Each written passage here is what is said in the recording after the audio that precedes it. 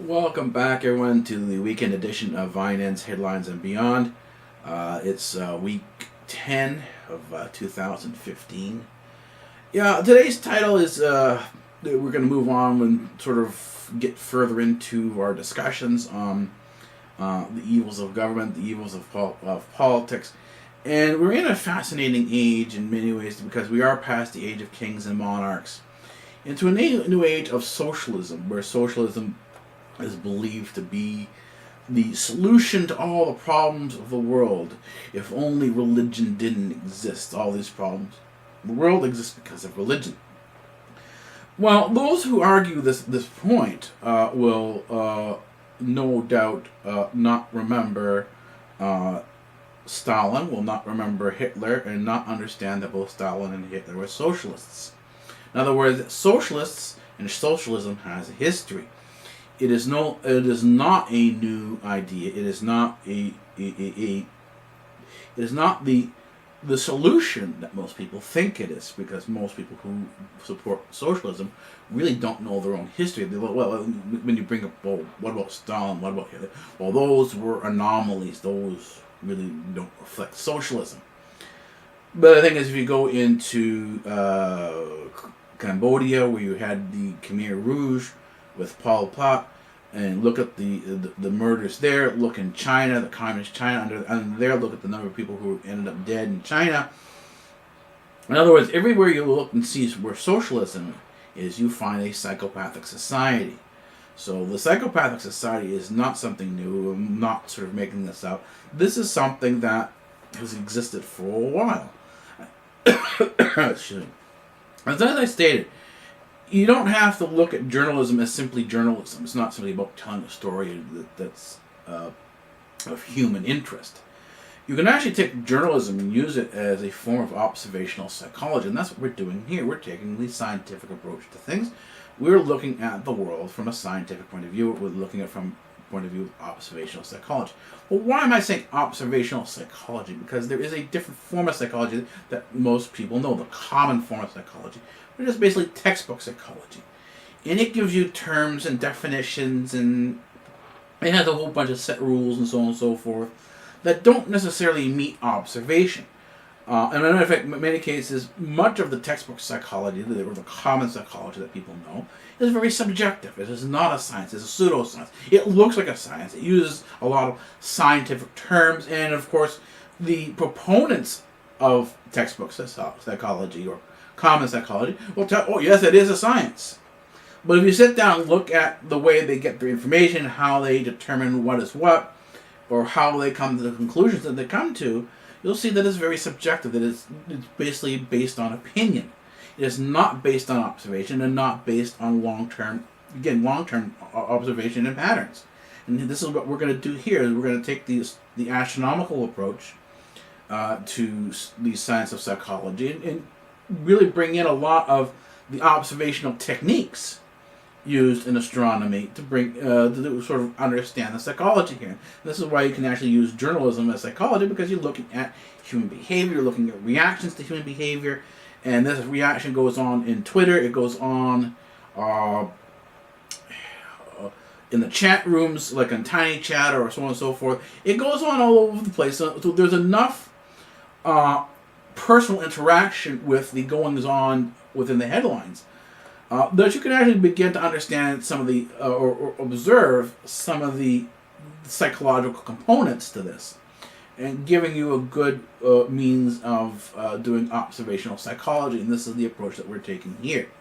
To add to this, because we are doing more analysis in here behind the headlines, if you do want more headlines, you do want more of that type of news, I will be putting out a news service. This is sort of basically a Twitter for headlines. My Twitter is iNews_Network, and it's going to be in the description down below. So iNews_Network, that is my Twitter. And what I'll be doing is on various different headlines, various different issues popping up, I will tweet a 30-second video on that particular issue, and you can watch as much or as little as you want. So it's in 30-second bites. So that will be for more of the breaking news, the headline news, things that sort of people want to know very quickly. If you want to do more in depth, that's what this is for. This is for more in depth here. Now, you don't have to watch everything all at once. Repeat myself again.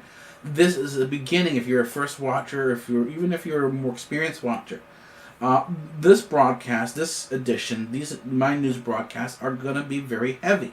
We are going to go into some heavy ideas, some heavy topics in terms of their academic levels. We're not going to sort of get deep and philosophical here, in the common sense of things. We are going to get deep into a lot of the academic work, a lot of the research here, and that means you will have to do some reading, and you're going to have to do some studying in order to get the full understanding here. If you don't do the reading and you don't understand it, your understanding is going to slow down. Because I'm not asking you to believe me and say, wow, this guy is very credible. It's not about me being credible. And it's not about my degrees or what I know or anything like that. It's about understanding where the information comes from, and determining whether or not this information is accurate or not. That's the whole issue behind research. And the purpose behind this broadcast is to show you, one, how to do the research, and then two, what's actually going on in the world by sort of giving you the keys to go out and do your own research, to sort of check up on what I say. How do you know what I say is true? Because many cases I can't give you a lot of different sources. I can't tell you where to go, but I can give you the ideas, and I can give you the knowledge on how to go about researching this. As I said before, I use some of the major newspapers, but I also, more often than not, I use a lot of small individual newspapers, a lot of, in terms of the media outlets. And that means that you're not only going to have to look at the major outlets of news, like BBC, NBC, CNN, Fox, and so on and so forth, but you're going to have to go to other countries. You're going to have to go to other smaller media outlets. You have to go into the blogosphere. There's a lot of other different checking up that you have to do in order to confirm whether or not something that's being talked about is being talked about in an accurate fashion. When you're reading, particularly from the mainstream media outlets. And this is not a simple thing to do. This is not something you can do, within 5-10 minutes. It's not a 5-10 minute thing, and it is more complex. So, but it can be done. And I'm saying that you can't do it, but I'm saying it can be done. It just does not something that comes immediately. And this is what I said. The base reading here, in order to understand what's going on today in the world. The two recommended authors for the base reading is going to be George Orwell's 1984 and Niccolo Machiavelli's The Prince. These are the two base readings. Read these books. Take some notes down on them in terms of what your impressions are of them, and then go from there. Sort of compare what you're seeing here. And you'll if you sit down and read George Orwell and read Niccolo Machiavelli, you'll begin to understand what a false flag really is, and understand that that the false flag has been there in history. It's been there. It has a history behind it. It's not something that's new, but it's just being applied in a different way. That means you're also going to have to do some studying as well. You should do author studies. Anytime you read an author, you should sit down and figure out who the author is, and that means you're going to have to do a study on George Orwell, Niccolo Machiavelli. And they'll want to understand Ukraine. If you want to understand the Ukrainian crisis, then you might want to sit down and do a study on Fyodor Dostoevsky. His work is actually very influential for the West, but he's not a Western writer. He's an Eastern writer. He's a Slavic writer. And the understandings that he brings to his books is not necessarily fully understood by those who read the books. And that's because they're missing a large chunk of who Fyodor Dostoevsky is. In other words, a large chunk of what is in an author's book has to do with the author's own personal history, how they see things. And this is why, in addition to simply reading a book, you need to, if you're going to do analysis, you have to go find out who the author is. You have to do an author study. That means looking at all his books, looking at all his works, seeing if you can find biographies on. Don't just read one biography. Read a variety of biographies on this particular person here. Because a lot of people are going to have different perspectives. Not everything's going to be different, but you can have, now and again, different perspectives on things. And these different perspectives will give you an idea that maybe say, hey, not everyone saw the same thing that another person saw. And you can begin to understand and look at the differences in people's views on Fyodor Dostoevsky or George Orwell, or the two researchers that you can take a look at in part of understanding psychology of things. That's Stanley Milgram and Dr. Philip Zimbardo. And again, these are all in the notes here below.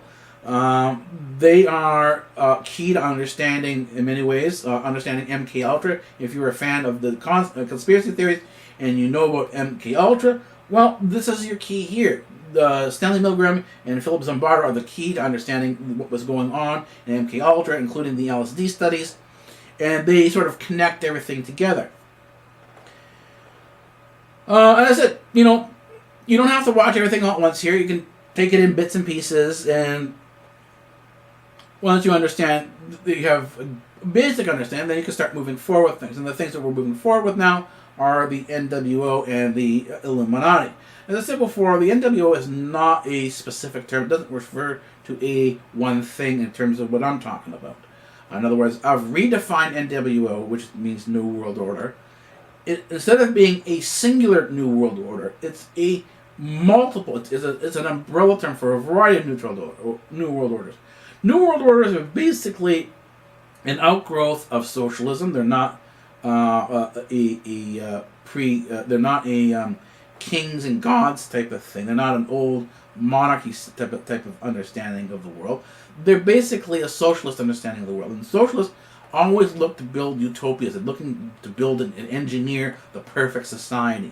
Society where you can enjoy life while you have it. Because the socialists are basically atheists. They don't believe in God. And they don't believe that man has a soul. So what you have for the socialist, who is also an atheist, is this is what you have in life. And that's all you're going to get. So they want to live the best life that they possibly can. They want to have the best enjoyment in life. And the NWO is a variety of ways. They're the different theories behind how to create this utopia, how to create this perfect society. So you had a Nazi view of the NWO. That's again a socialist, but socialist on the right. Because socialists exist in two primary forms. They exist social on the left and social on the right. Social on the left is communism. Social on the right is Nazism. The social on the left believe in a psychology that is environmental, that is without the human body. The psychology of the human behavior is influenced by the environment around him. While the right believe in genetics and say, no, everything is chemically oriented and that things are predestined. You're born with your genetics, you're born with your behavior, and things are predefined by your genetics. So in other words, the right believe in a genetic form of predestination. So in other words, you talk about destiny, you talk about fate. Well, the Nazis, the socialists on the right, believe in a genetic form of predestination in terms of that your fate is sealed by your genes. And this is why you can't, unless you have genetic manipulation, you cannot fix a person who is genetically defective, or who classifies genetically defective. So if you're seeking a perfect race or a better race, you want to evolve your race to a higher level, then you have to get rid of the defective genes. Well, how do you get rid of the defective genes? Well, you use something known as euthanasia. That's the happy death. And that's actually what euthanasia means. It means happy death. It's a Greek term. Euthanasia means happy death. You can go look it up in Greek. If you know your Greek, you can go take a look and see, oh, yep, happy death, euthanasia. And the thing is that what they need to do in order to convince a society to start getting rid of these so-called defective, they need to turn the society into a psychopathic society so that the defectives can be easily and effectively be removed from society so that you can evolve the society forward. And the socialists on the left, the communists, had the same view. But their view is a little different. What they did is they said, well, we'll lock people up in a hospital. We're going to put them in a hospital. We're going to correct their view. So they're going to have, on the social left side, you're going to have something known as behavior correction institutes. If you look at a lot of the prisons today, they talk about a correctional institute. They're talking about correcting somebody's behavior. That's from the left. That's social left there. Believing that you can change someone's behavior on a psychological level. On the right, the Nazis, the social right, there is no such belief. Everything's genetic. It's how this is what you're born with. And ironically enough, the homosexual argument now sort of bleeds into this. It says, well, no, homosexuals aren't a choice. They're not a behavior. This is something that is genetic, that you're born this way. Well, this is a dangerous argument because many of the socialists on the right, the Nazis, will argue, hey, if this is genetic, then you're genetically defective because the natural order of things in nature is not male on male, but male and female for reproduction. In other words, sex is for reproduction. It's to have to grow your family, to grow your tribe, to grow your species. In other words, you're there to better your species, not to sort of have fun with it. And so the Nazis would say, well, then you're defective, and because you're defective genetically, you need to be euthanized, you need to be eliminated from society. And of course, for the Nazis, the only way of deleting a human being from society is to kill them. That's euthanasia. Anyways, when we come back on the other side, more about this. iNN, uncut, unedited, and real. We deal with issues that other networks won't. Hi, my name is Dr. Daniel Karras. I'm your host for Headlines and Beyond on iNN. If you like the show we're saying, I do not monetize my channel because there's a lot of copyright issues with this. It creates a lot of problems. So how do I make my money? Well, if you like this show, it's very simple. We do it the PBS format. I ask you for a donation, but I'm not going to ask you for a lot. Or, well, all you have to do is, if you have $1 or $2 in your pocket, take it out, put it in an envelope. I'll give you the address. It will be in the description of my channel. Go to the channel description, go to About, and you'll see the address to send the $1 or $2 that you send. All I'm asking for $1 or $2. If you got $1 or $2 in your pocket, stick it in an envelope. Send it to iNN. That's iNN. The address is 87 Telson Road. It's 87 Telson, Telson Road. That's in Markham, Ontario. Postal code is L3R184. And I thank you for your support. Alrighty. iNN, provoke, inform, and change. We deal with issues that other networks won't. Yeah, so I said the New World Order is an outgrowth of the socialist utopia. And if you have the Nazis on the right who believe in genetics, they're going to eliminate you, they're going to kill you, because that's the only way of doing it. They haven't been able to find a way, if they were interested in doing this, to correct behavior genetically. That has not succeeded. As a matter of fact, a large chunk of the genetic research, if you've been following this issue on stem cells and so on and so forth, a lot of it has actually failed. If you actually look at the research that's going on, a lot of it's failed. If you're wondering why these drugs, these so-called genetic drugs, have not appeared on the market in the manner that they were advertised to be, there's sort of the hope that they would be there, it has to do with the fact that there was a lot not understood about genetic research. And as they move forward with the genetic research, there were more and more failures and less success.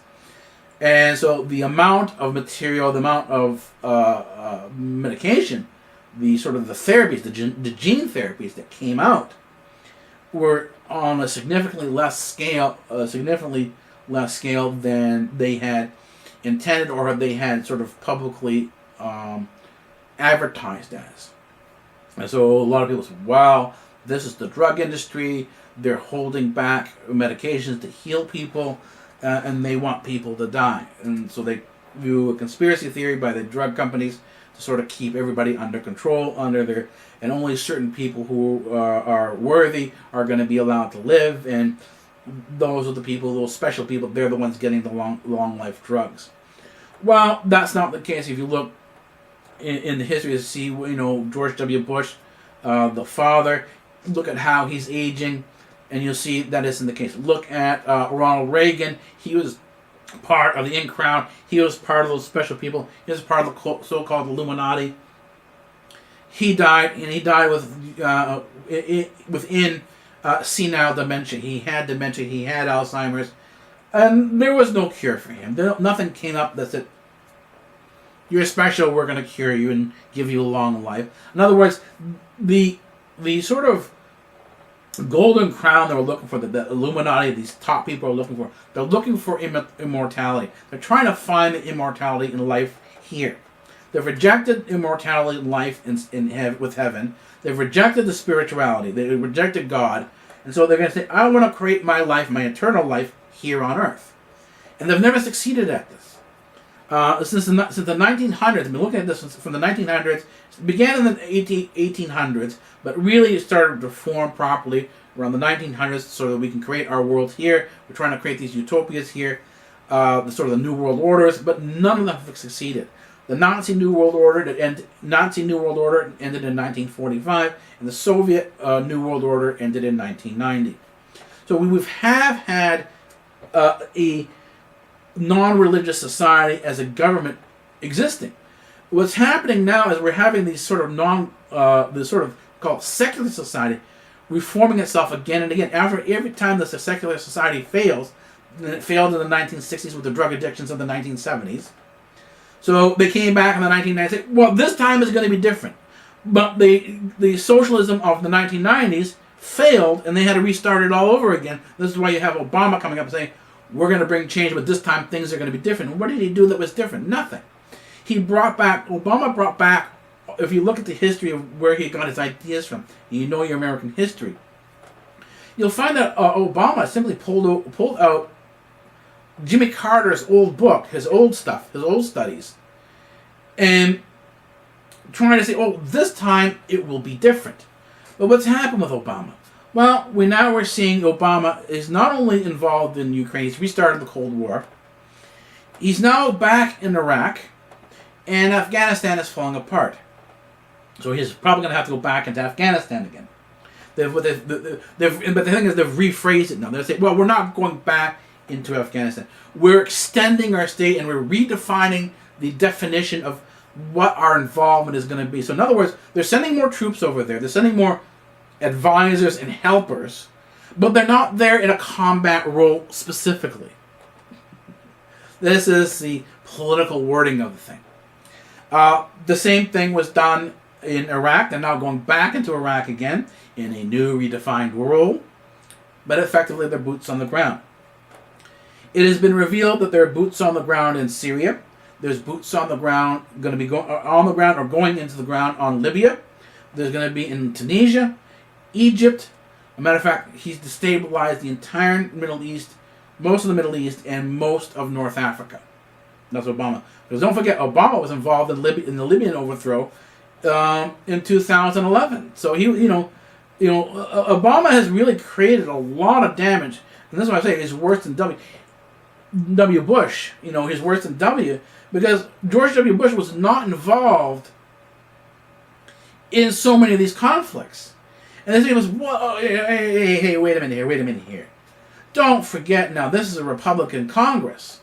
Well, not back in 2011. The thing is, don't forget, while these crises were going on, what you had first Obama coming in with a Democrat Congress, both House and Senate, with enough Democrat Congress, a large enough Congress, that the Democrats had a filibuster-proof House and Senate. In other words, Democrats could pass any bill that they wanted to, if the Democrats were all on the same page. But they weren't all on the same page. And so a lot of Obama's ideas, couldn't get passed. This is why, Obamacare. Why is Obamacare such a mess? Because they tried to create it in the his first term. They tried to get it passed in there. They ran the whole thing through. But the Democrats, his own party, didn't want it.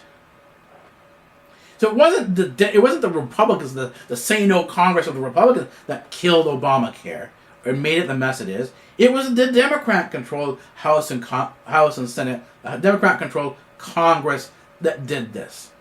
And also the Democrat-controlled House and Congress that pushed for war with Libya. It pushed for and supported the so-called Arab Spring that destabilized the entire Middle East. It destabilized Tunisia. It destabilized Libya. It destabilized Egypt. It destabilized Yemen. It destabilized Pakistan. It destabilized Syria. And it continued to destabilize Iraq. They've got a Kurdish front in there. So there's a new breakaway state now that's going to be forming called Kurdistan. In other words, they've been involved in so many different revolutions in the Middle East that the entire Middle East now, it's not just Iraq anymore. It's the entire Middle East that has gone up in flames. And this is, again, Obama. Obama had the veto power. He could have stopped all this, but he didn't. And so people say, "Oh, this is all Illuminati stuff." Okay, who are the Illuminatis? Well, there are the Catholic Jesuits. There are Teutonic orders that emerged from the Crusades. There are German orders. There are Austrian orders. There's French orders. There's British and Scottish orders. There's Irish orders. In addition to that, you have the Masonic orders.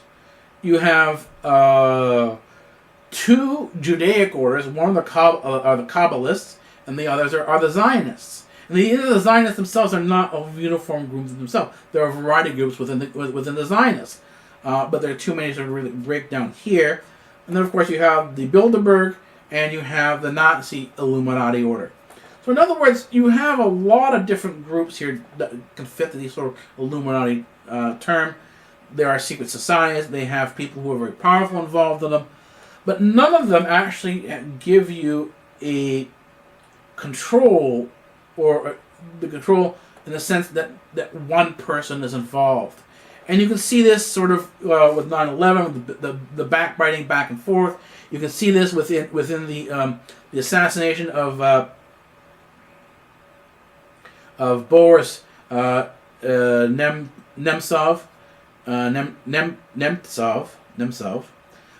His assassination last week on March 4th. And the thing is when you watch the Twitterverse, we watch the assassination. The news popped up; he was assassinated.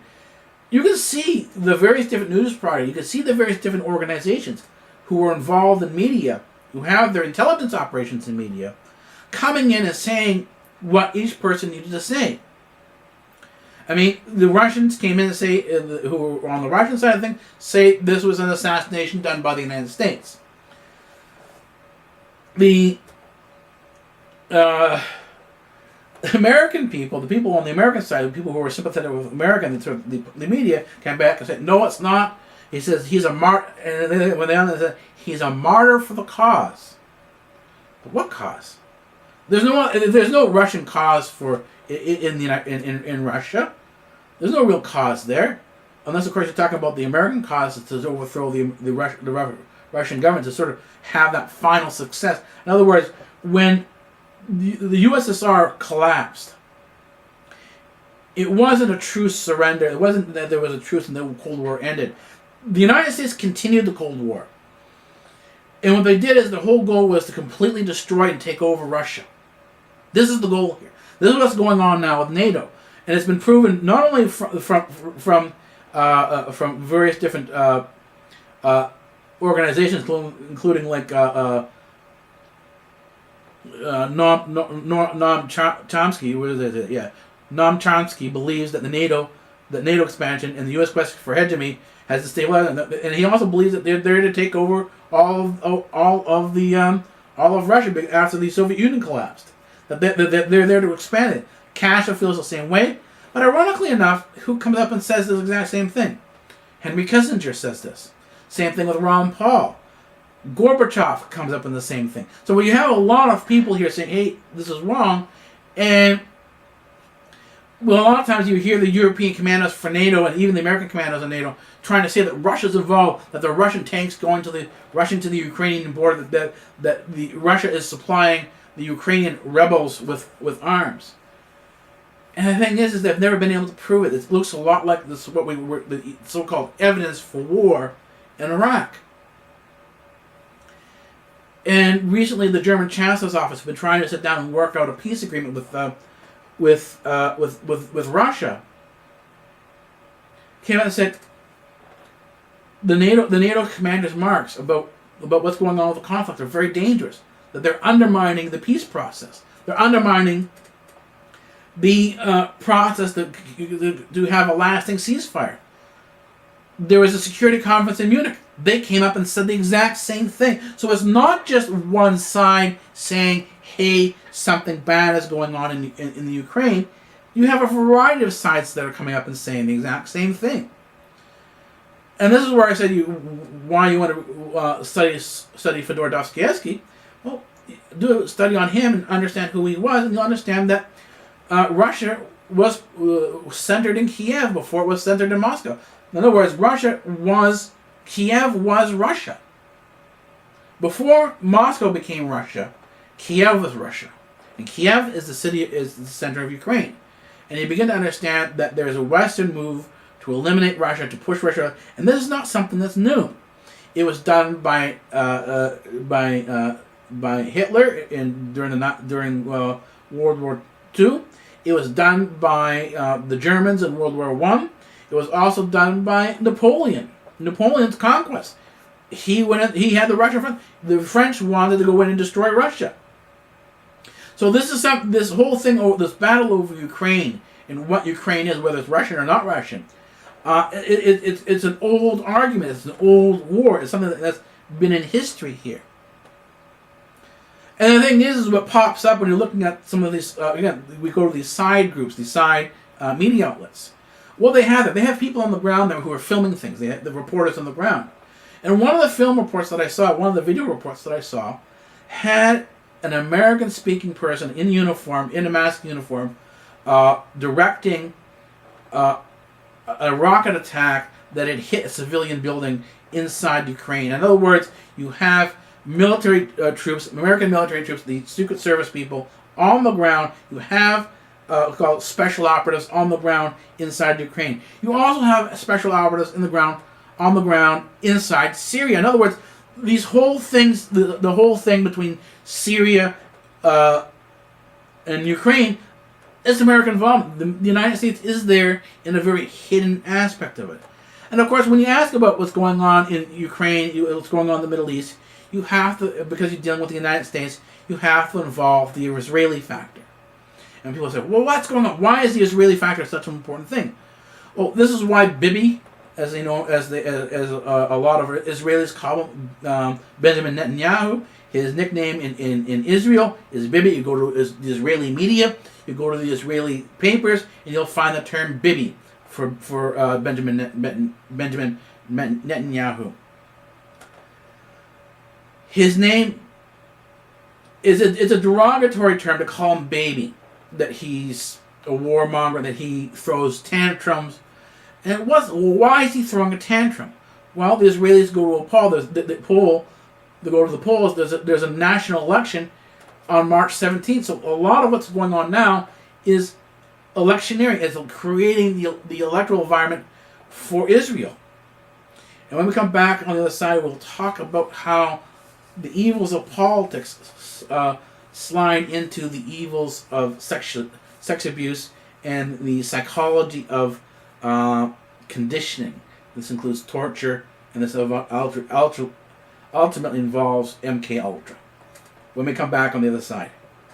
iNN, uncut, unedited, and real. We deal with issues that other networks won't.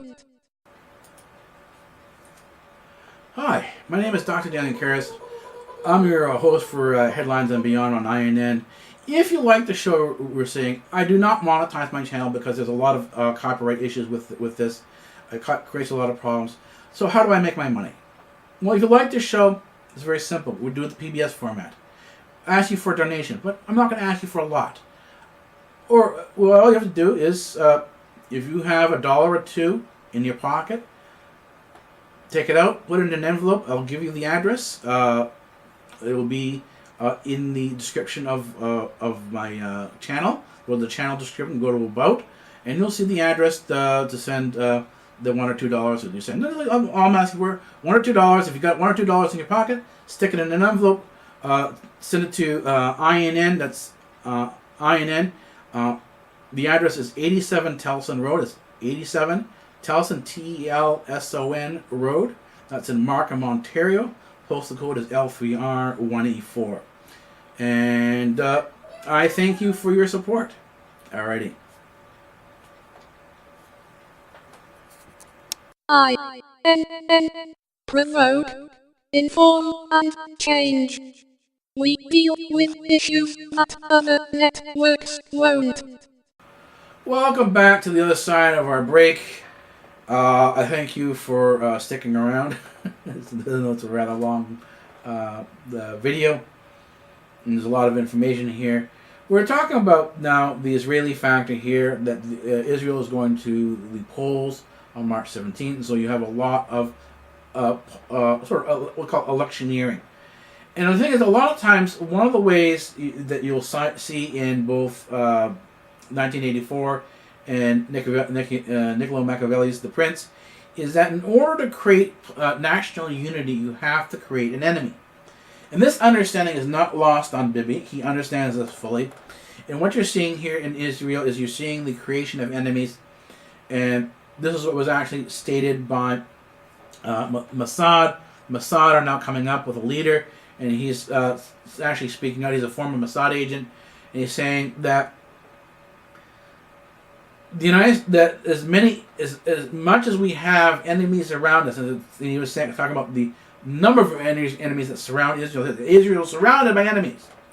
Yet we are not afraid of these enemies. The most dangerous person to Israel is not the Israeli enemies outside the states, but it's Israel itself. It's Benjamin Netanyahu. It's Bibi. Bibi is the most dangerous element of Israel, the most danger to Israel. Well, why is it? He's backed by a powerful group in the United States known as AIPAC, or the American Israeli Public Affairs Committee. A lot of these PAC, these public affairs committees, they're involved in a lot of policy. They shift a lot of policy. So when you talk about Illuminati, you have to look at the PACs, these political affairs committees. These are your lobbyists, and see how they influence things and how they're interconnected with various different groups of Illuminati. Once you understand these connections here, you'll get some idea of what's going on. And he says, and he's basically saying that, acknowledging that when they had a 7-week campaign in Gaza, which killed a lot of civilians. People saw this. No results came out of it. There wasn't any positive result for Israel. And what's happening, if you read, and this is what I'm talking about, you have to watch these various different groups. You have to go on to the Twitterverse. You have to go into, let's say, these conspiracy groups. And a lot of these conspiracy groups are talking about how bad the Jews are. And when you see something like this, you go into the Israeli paper, you see that there's a lot of dissent in the Israeli newspaper for what Benjamin Netanyahu is doing, what Bibi is doing. And realize that AIPAC does not represent the Israeli public. It represents a very small faction of Israeli society who believes in a Israel that is for the Jew alone. In other words, they want to ethnically cleanse the entire area and have it for Jews alone. The problem with that is because they try to bring in this sort of the Jewish nation state law just a few months ago. They try to bring in a Jewish nation state law. The problem is, how do you define a Jew? Well, if you go into Brooklyn, you go into the sort of the Israeli right or the Jewish right papers, and you start reading their literature, you begin to realize that all these different rabbis are fighting amongst each other. That a rabbi from one group will say that a rabbi from another group is not properly Jewish, just the way you have in Islam. One Islamic group will say, hey, that group is not properly Islamic, and they'll start fighting with each other, and they'll start killing each other. The same thing happens with the Israelis. The same thing happens with the Orthodox Jews. That there's a battle for what the term Jew is. So come in and create a state law that says, we're going to define what a Jew is. You now have a problem because you're going to now start weeding out anyone who doesn't fit this definition. But if the definition isn't fixed, and you have these groups, these Jewish groups, fighting amongst each other for control for what the definition of Jew is, you're now going to create a civil war. And that's actually what's going on now in Israel. Is you got a stage right now in Israel being created that they're terrified that Israel in the next 5 years will have its first civil war. In other words, it's going to be Jew against Jew, not Arab against Jew, but it's going to be Jew against Jew, fighting it out to see what the term Jew is actually going to mean. And this is why they need the Arabs as enemies. In order to keep the Israeli Jews not fighting with each other, keep them focused on fighting somebody else, so they don't fight with themselves, you need to create an enemy. This is what the Palestinians are. This is what the policy of destabilization for the rest of the Middle East. You see the chaos that's going on. All Israel has to do is stand up and say, the Prime Minister Bibi has to stand up and say, look at what's going on around us. Look at all our enemies. Look at all the destabilization.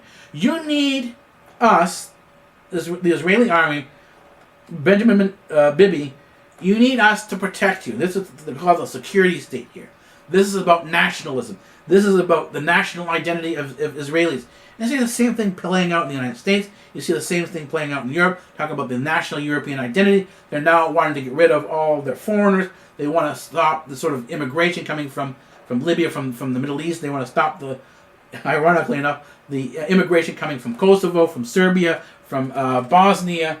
After they destabilized all these different areas, they went in and actually attacked these areas and destabilized all these different areas. They're now upset that the people who are in these areas are not living well. Women are being trafficked into Europe as sex slaves.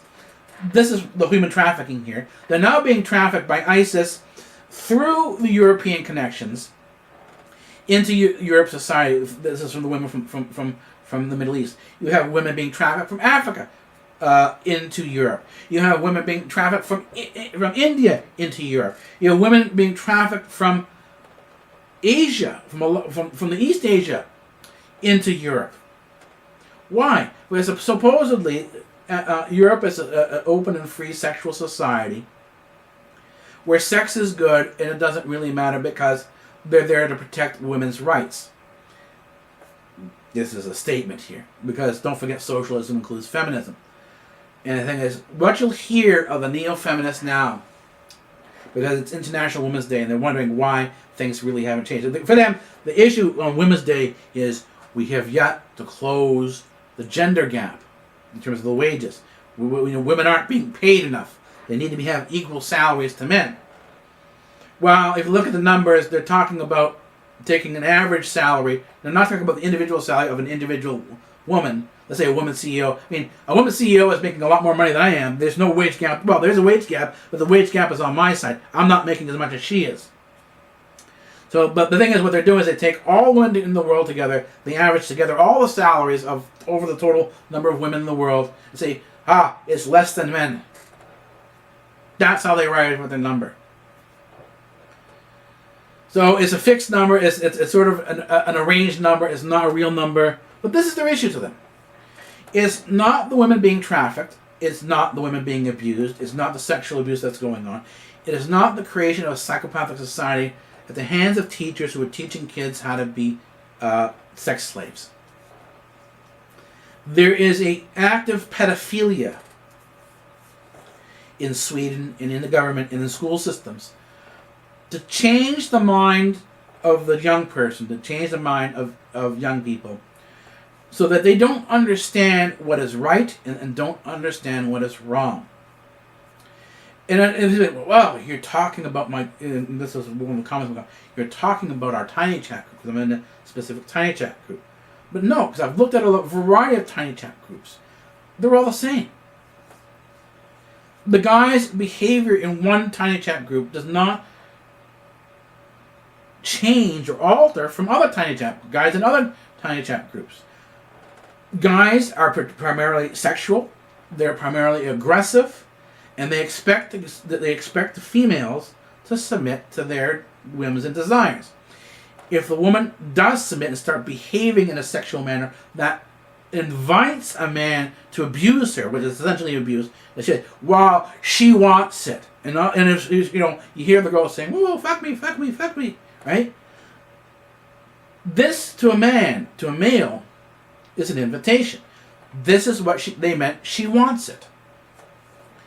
This gives the man the opportunity to dominate the female. And it's not about domination itself. It's not about being in control. It's about sex. That's what it's all about. Men don't care about the elegance or the esoterics or the philosophy of sexual dominance. That has nothing to do with the guy's thinking. And the guy will not think about respect. The guy will not think about love. The girl right there at the particular moment when she says yes and is given in, typically after a few drinks, after they've gotten high, she's a bitch. And that's all she's going to be. She's a bitch, she's a slut, she's a whore. There is no other terms for the girl. There is no respect for the girl. There is not even an issue of consent anymore. When you're high, you cannot consent. And I've heard this. I've heard that, when overhearing loud couples, right? You hear them fight. When are they fighting? The girls are primarily fighting and saying no when they're sober. After a while, they get drunk, they get tipsy. That's when you start hearing the invitations to abuse them, to have sex with them. And I'm not going to say have sex. If you say, why don't you use that term sex? Because it's not sex. And they themselves don't view it as sex. It's called fucking. It is as it sounds. It is offensive. It is derogatory. It is abusive. And it's expected that the woman is going to accept this level of abuse. They want the woman to become this victim. They want them to be an object, to fulfill the satisfaction for men. And ironically enough, this is where I come in and I say this. Well, and I say this because while the left, the social left, and the socialists themselves have given up on all pretense of morality, they've given up on morality. People on the socialist side of things, particularly on the social left, we're animals. We act chemically based. So there is no control over rape. There is no control over pedophilia. All this stuff, and this is what I've heard from young people. And all this stuff is natural. If all this stuff is natural, and this is what they believe, there's no consent. There is no conscious consent. Because how can you have conscious consent when you're performing a natural act? And this is the nature of the psychopathic society that socialism creates. And this is the state we're in now. We are in a psychopathic society. Our young people are conditioned into the sexual world. And particularly the girls are conditioned to be sexually abused, to be fucked. So they're conditioned to say yes. They're conditioned to behave that way. And just the way you condition a person in a cult, when you pull a person out of a cult who's been conditioned in the cult to behave a certain way, to accept certain behaviors as normal,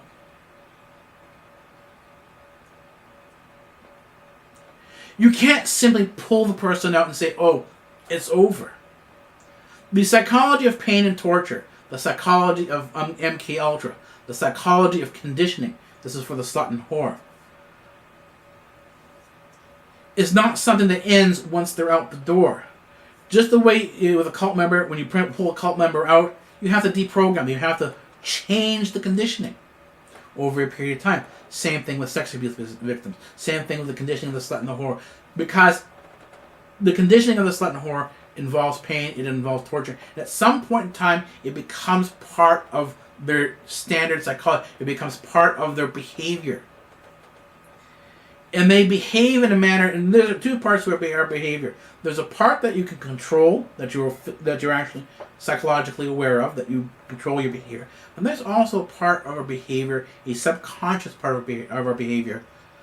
It's not unconscious, it's subconscious, that we don't control, that we're not aware of. And these are our habits.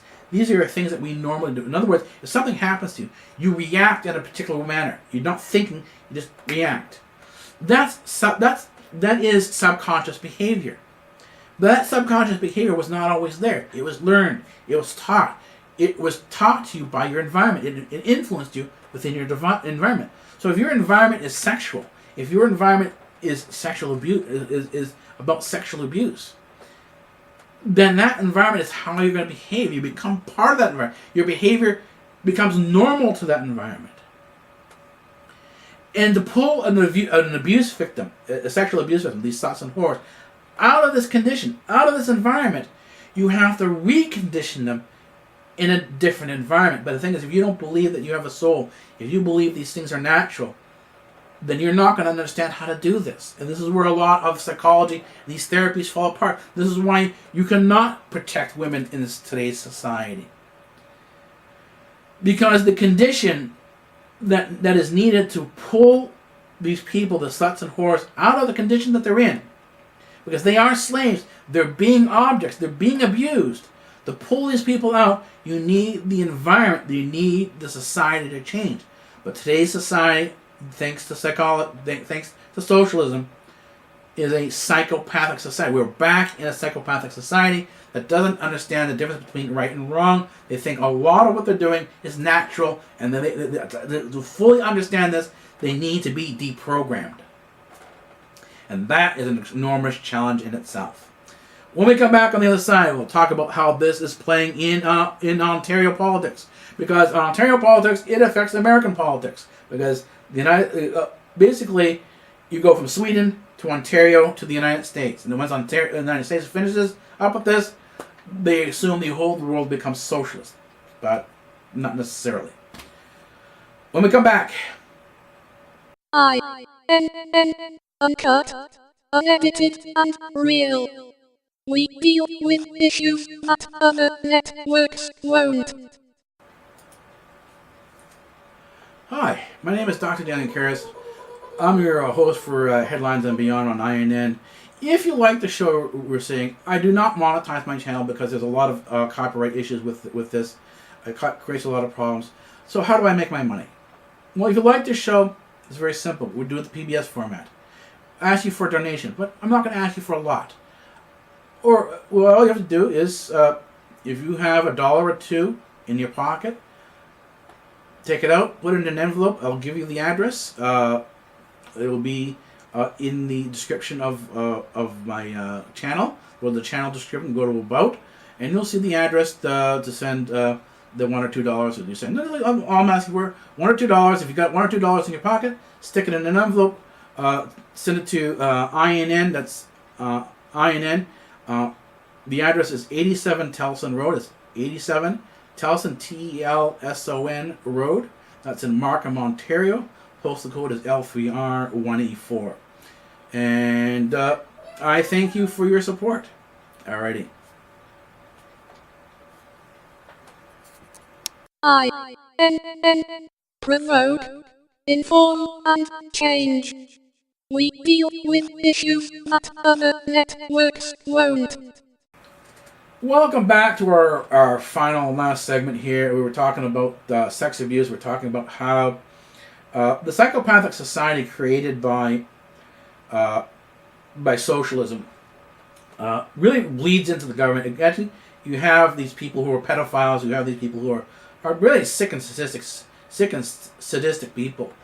At the head, in your government, the predators are not out on the streets. They're part of the government. They're part of the police force. They're your teachers.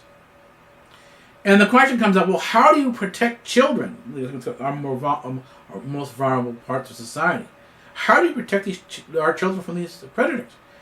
And the people are at a loss for it because they're so surrounded by the psychopathy that's going on, the horrors that are going on,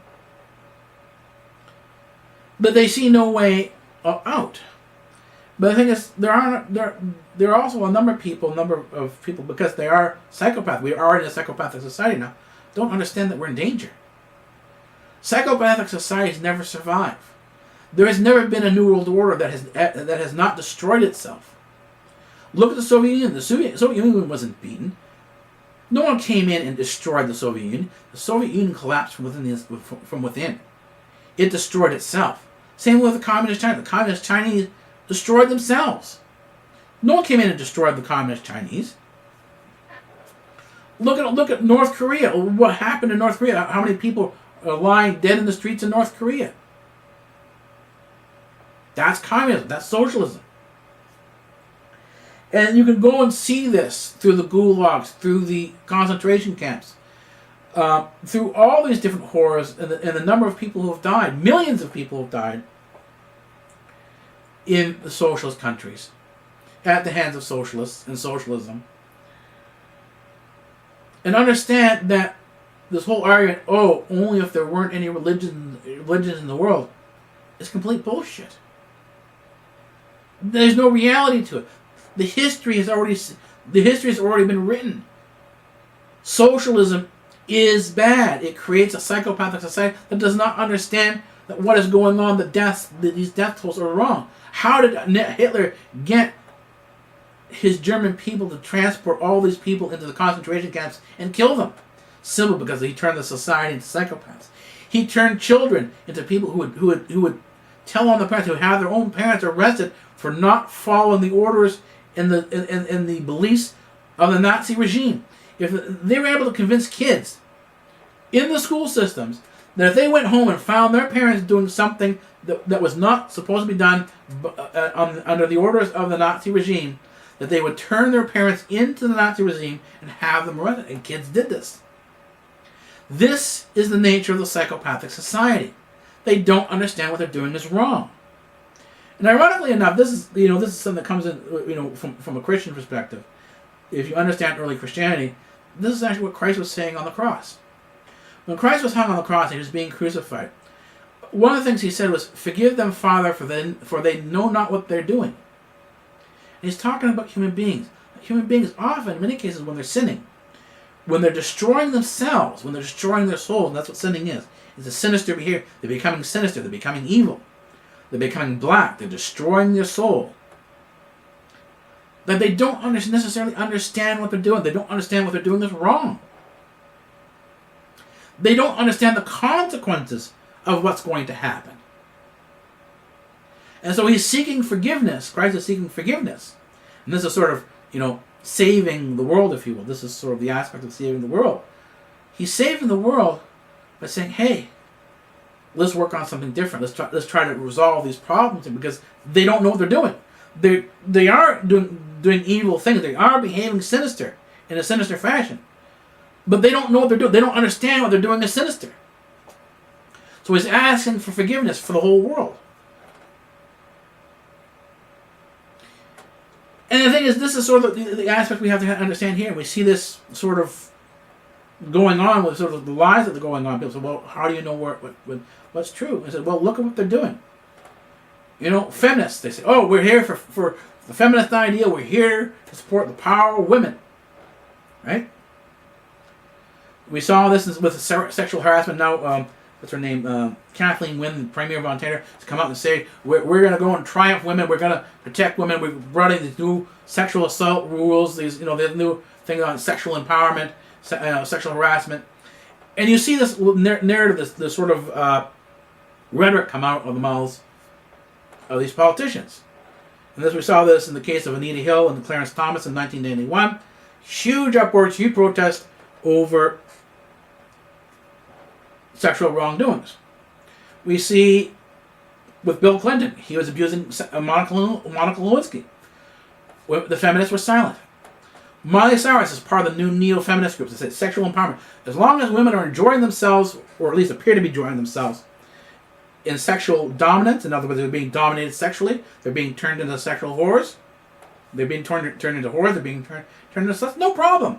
As long as the woman's in control, she's saying that she wants, look, she's smiling, she's not crying, even though it's been digitally removed, that's fine. Nothing wrong here. And so who do the liberals have to create their new sexual education program to bring children into the proper sexual education? Because children now, they need a new sexual education program because, well, it's the future. It's now 2015, so we need a new sexual education program. Who do they get? This researcher, this professor from University of Ontario named Benjamin Levin. What is he? He's a pedophile. Well, you can't say that, it's not libelous. Well, wait a minute here. libelous. He was just convicted on making child pornography. He was involved in making child pornography. In the videos, he was raping 10-year-old girls who were crying. Now tell me, when a 10-year-old girl cries and screams in pain, where the consent is. Now this was known to Kathleen Wynne. There's no way, she's trying to deny she knew about that, but she did know about this. Just the way most of your leaders, like this so-called head of IMF, who was involved in prostitutes from 2008 to 2011 in Lille, Brussels, Paris, Washington, D.C. He knew, he admitted that he was involved in these parties that prostitutes were in. But he said, oh, I didn't know that there were prostitutes. How does this guy not know they're prostitutes? This is sort of, in the courts, you can buy this because he's powerful. Then the courts aren't going to charge him with anything. Because as soon as they start to have to investigate this guy, they're going to have to investigate all the courts. All the people in power are going to have to be investigated because, who knows, these people in power, a lot of people in power are very sadistic. They have these sexual fetishes. They're involved with children. They are the pedophiles. The people in power are the pedophiles. So it's not unusual to see that you have a pedophile who is creating the sex education program. And the thing is, they're talking about consent, but is a crying 10-year-old girl who is crying in pain from what's going on, does that consent? As I talked about before, we have several Israeli groups that I've mentioned in my past broadcasts, in the past editions, where you have acknowledged sex groups in Israel, within these Orthodox rabbinical communities. This includes here in Canada, who are raping 3-year-olds, and they the 3-year-olds, when they end up being raped, end up dying, and they're filming the person. They film the 3-year-old being raped to death. This is their entertainment. This is what they consider to be entertaining. And this is what I talk about. There's the so-called moral right, the religious right. And this includes the Jews. This includes the Christians. This includes the Muslims. Because they all have their own ways of getting around the so-called, well, we're not supposed to rape people. They all have a way of getting around it. They don't look back. Most of them, except for the Christians, reject Christ. Even the new Christians, now this is what the fundamentalists, we talk about Christian fundamentalism, they've rejected Christ. Every Christian from 1000 AD on has rejected the original peaceful Christ. They wanted a warrior Christ. They wanted a god like Zeus so they can conquer the world. And so the original Christ was rejected. What you're seeing now in most Christian communities is a pagan form of Christianity. It's a pagan Christ. It's not the real Christ. And so when you see this person here, like Benjamin Levin, create and work with the Liberals of Ontario, work with Kathleen Wynne to create a sex education program that actually grooms children from the age of 6 years old on up for sexual behavior, that trains them to be in these movements, that trains them to accept the abuse that's going on. And then there's a point to, well, this is being done in Sweden, this is being done in Europe. Yes. And this is why you have record numbers of women being trafficked to Europe. But none of the feminists, the international women, say this isn't the main issue. The record number of women being trafficked to Europe in the open sexual markets of Europe is not the primary issue on Women's Day.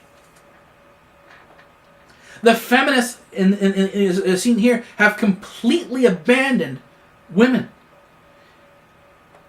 And the thing is, the young people understand that they're now following the path. They're saying, it doesn't matter if we're sexual. It doesn't matter if we give in to the demands of sex. Look at Miley Cyrus's performances. She's opening herself up to abuse. She's saying, fuck me. She's becoming the slut. And who is this for? It's not for other girls.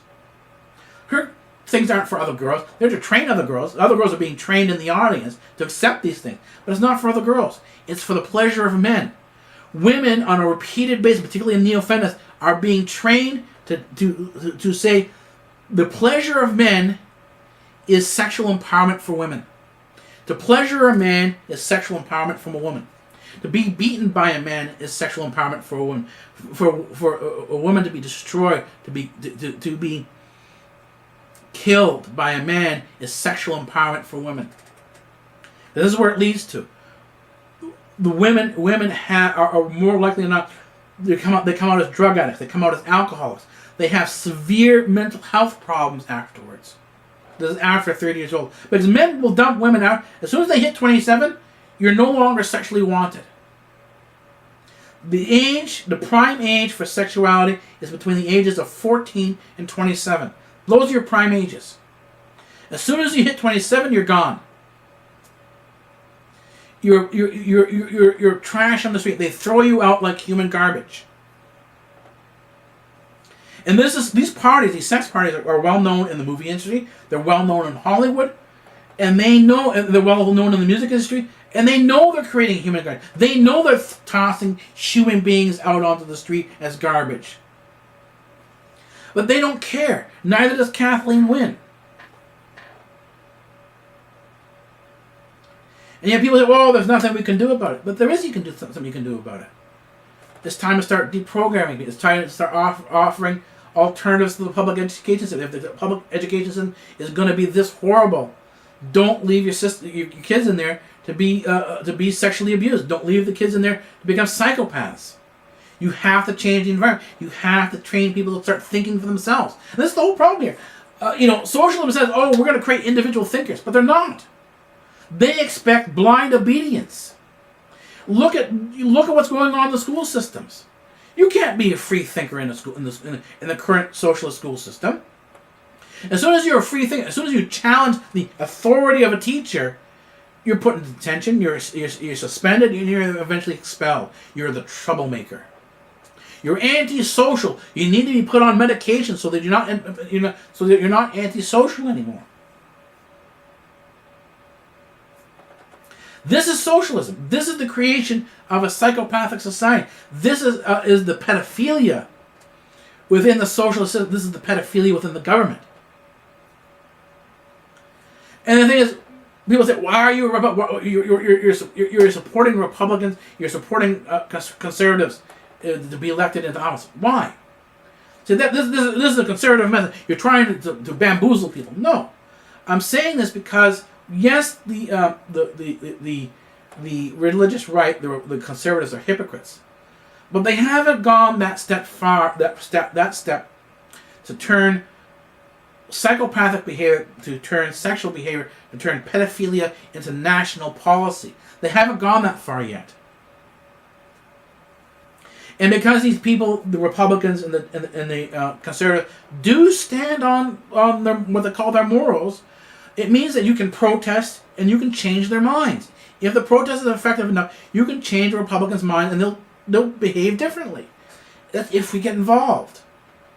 We have to understand that democracy is not a spectator sport. We cannot expect the government to do things for us in democracy. Democracy means the individual. The individuals have to stand up and work for themselves. This is the independent. This is about being independent. Anyways, I am an independent. I think for myself. I think freely. And if you want to think freely too, continue watching these broadcasts. And I'll show you how to do the research. And there's a university option coming up. Within the next week or so, I'll be opening up a university option for people. It's free, it's open, and it's based on free thinking. Real free thinking. Not conform to a particular ideology. Anyways, my name is Dr. Daniel Karras. I thank you for joining us for this week's edition, or for the weekend edition of iNN's Headlines and Beyond. For the 10th week of 2015, I will see you on the midweek edition. Bye-bye.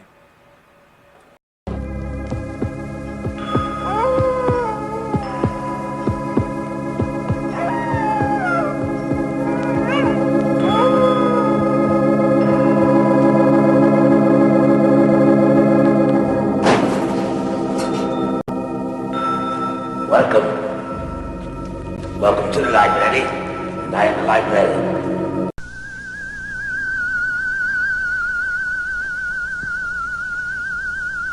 I am the professor. And professor of what? Professor of physics. Oh, say, can you see by the dawn